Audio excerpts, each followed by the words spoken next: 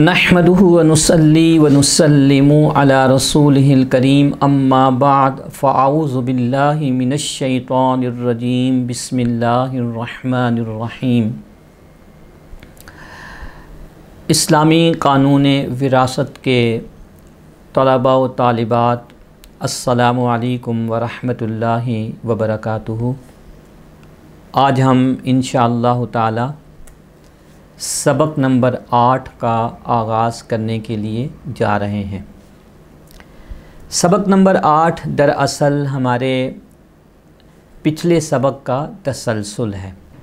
पिछले सबक में हमने तरीक़ा की तकसीम के 4 मराहिल में से 2 मरहलों को समझा और उन्हें जाना।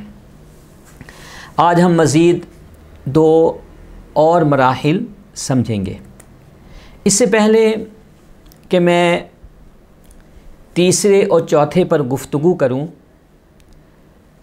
दूसरे मरहले के हवाले से एक बात अर्ज़ करना चाहूँगा, जिसमें हमें ये बताया गया कि तजहीज़ व तकफ़ीन के अखराजात के बाद कर्ज़ की अदायगी लाजिम है।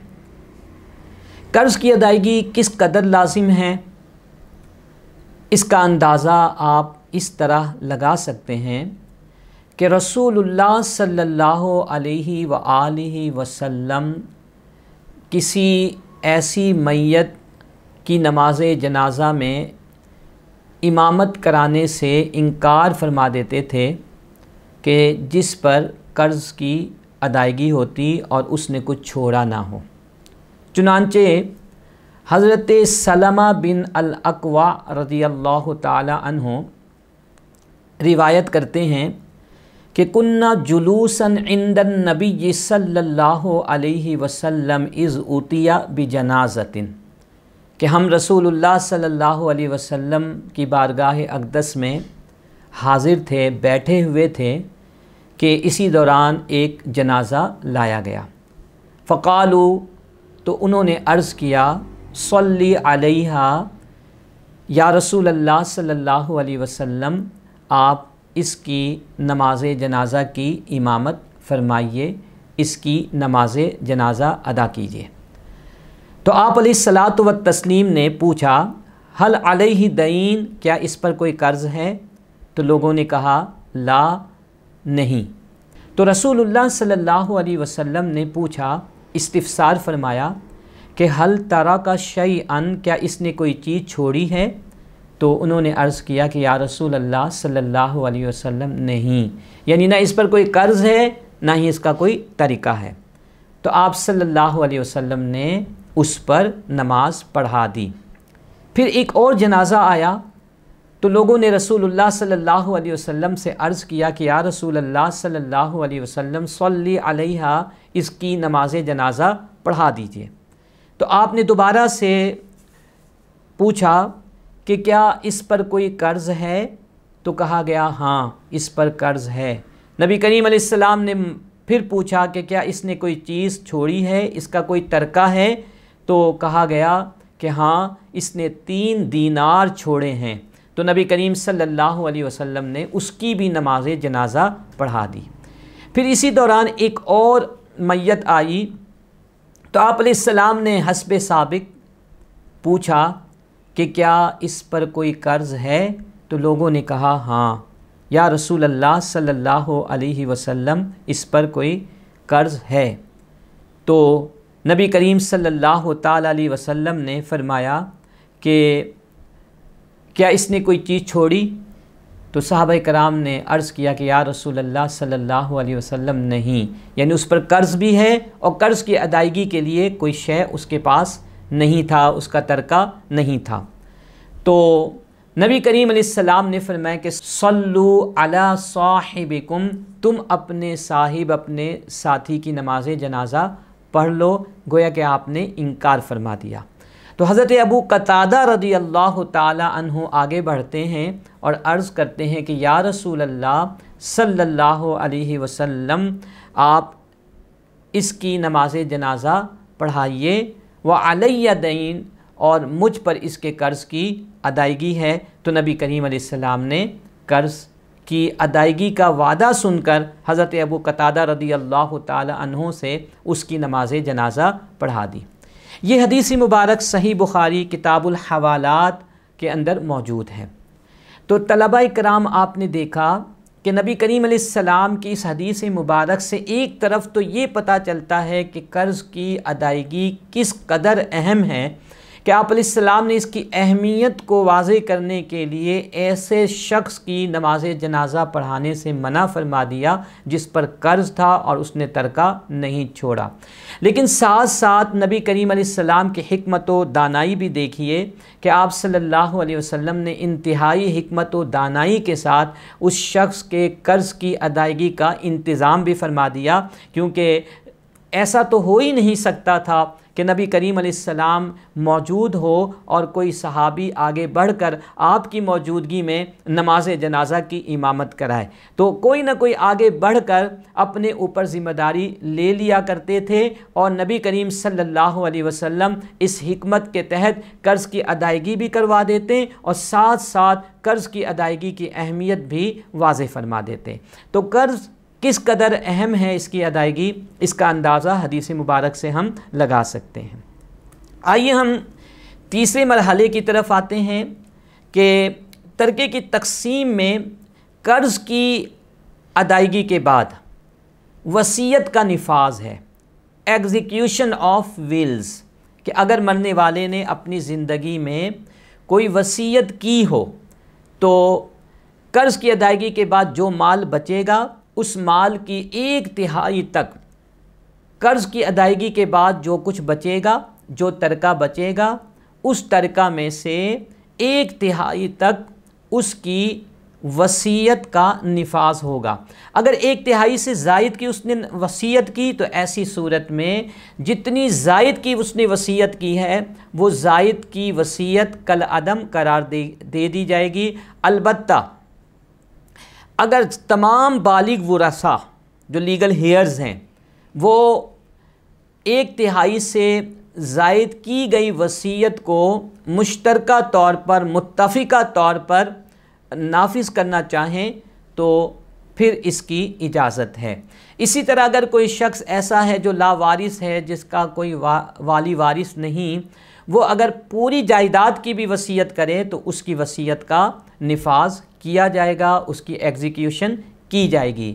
عام حالات میں 1/3 یعنی 1/3 سے زیادہ کی وصیت نافذ العمل نہیں ہوگی۔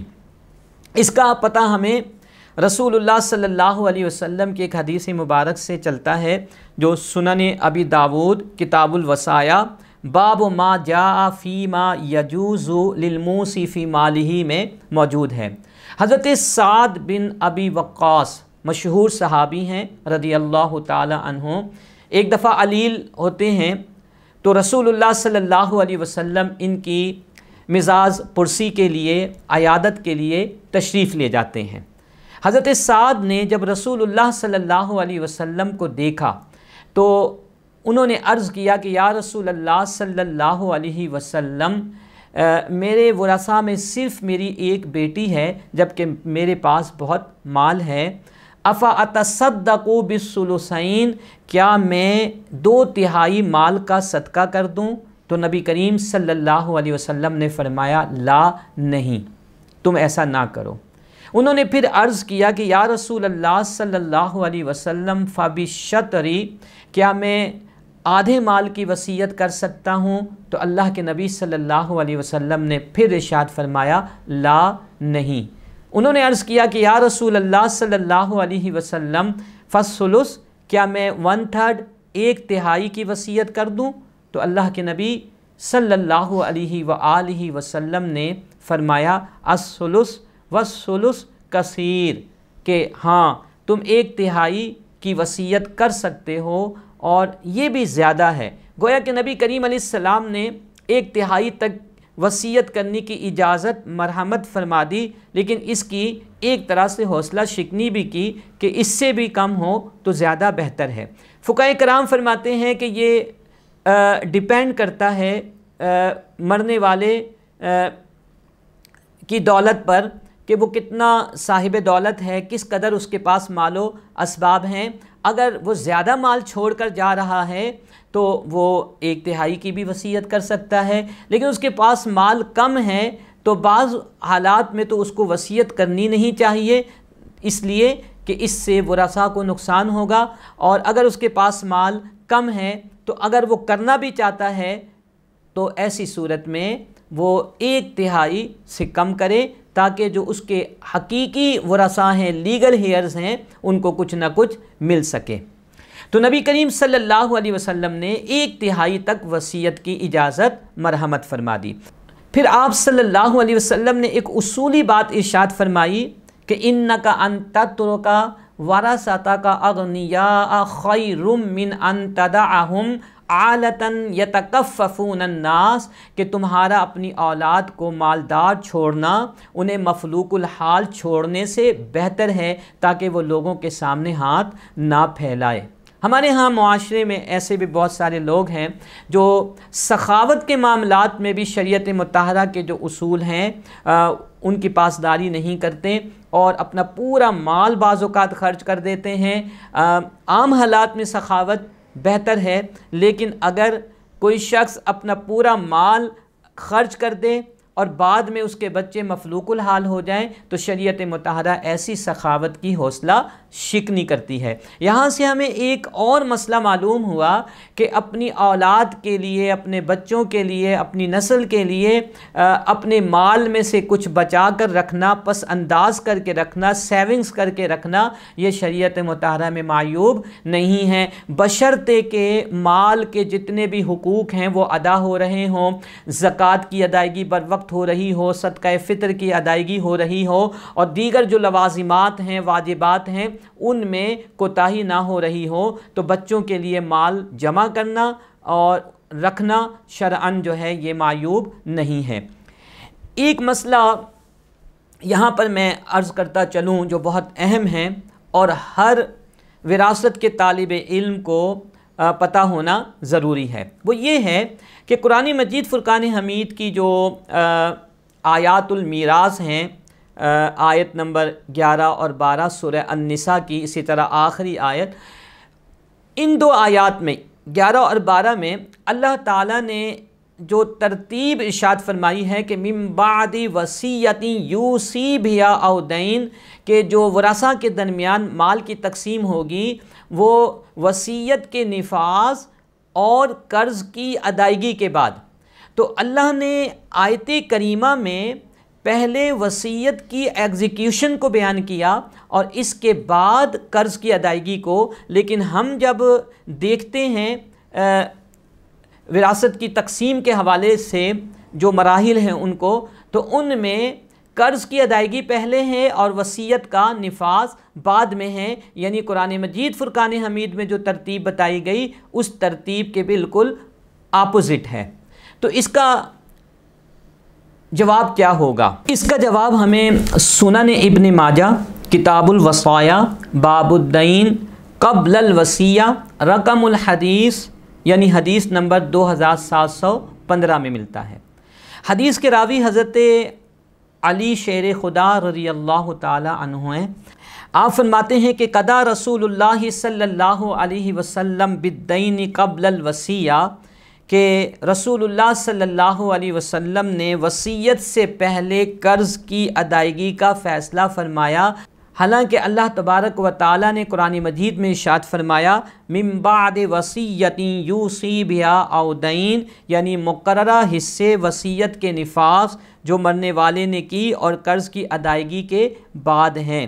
لیکن نبی کریم صلی اللہ علیہ وسلم نے اپنی سنت طیبہ میں چونکہ قرض کی ادائیگی کو پہلے اور وصیت کو بعد میں رکھا، اسی لیے امت پر لازم ہے کہ وہ نبی کریم صلی اللہ علیہ وسلم کی اس سنت طیبہ کے مطابق معاملات کو انجام دے.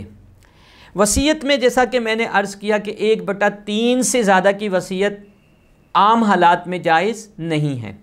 اسی طرح وصیت میں ایک اور شرط یہ بھی ہے کہ وصیت ہمیشہ غیر وارثین کے لیے کی جائے گی. جو پہلے ہی ترکے میں وارث بن رہے ہیں، لیگل ہیئرز ہیں، ان کے لیے وصیت نافذ العمل نہیں ہوگی بلکہ باطل ہو جائے گی، کیونکہ رسول اللہ صلی اللہ علیہ وسلم نے خطبہ حجۃ الوداع کے موقع پر دو ٹوک الفاظ میں یہ ارشاد فرمایا کہ ان اللہ قد آتا کل ذی حق حقہ، بے شک اللہ تعالیٰ نے ہر حقدار کا حق مقرر فرما دیا ہے، اب کسی وارث کے لیے وصیت کرنا جائز نہیں ہے۔ یہ حدیث مبارک سنن ترمذی کتاب الوصایا باب ما جاء لا وصیۃ لوارث میں موجود ہے۔ اب وصیت کے نفاذ کے بعد جو آخری ہے مرحلہ وہ ہے ورثاء کے درمیان باقی ترکہ کی تقسیم، کہ قرض کی ادائیگی کے بعد، وصیت کے نفاذ کے بعد اور شروع میں تجہیز و تکفین کے جو اخراجات ہیں، ان تمام کے بعد اگر کچھ بچ جاتا ہے تو پھر قرآن مجید فرقان حمید، رسول اللہ صلی اللہ علیہ وسلم کی سنت طیبہ اور اجماع امت کے بتائے ہوئے اصولوں کے مطابق ورثاء کے درمیان بقیہ ترکہ تقسیم ہوگا۔ تو آج کے سبق میں ہم نے ترکہ کے تقسیم کے جو بقیہ مراحل تھے وہ مکمل سماعت کیے۔ انشاءاللہ تعالی سبق نمبر 9 میں ہم ورثاء کے حوالے سے سیکھیں گے کہ وہ کون کون سے ورثاء ہیں، ورثاء کی کتنی قسمیں ہیں اور کن کو کتنا حصہ ملے گا۔ انشاءاللہ تعالی اگلے اسباق میں ہم یہ سب کچھ جانیں گے۔ اللہ تعالی ہمیں عمل کی توفیق عطا فرمائے۔ سبحان ربک رب العزت عما یصفون وسلام علی المرسلین والحمد للہ رب العالمین۔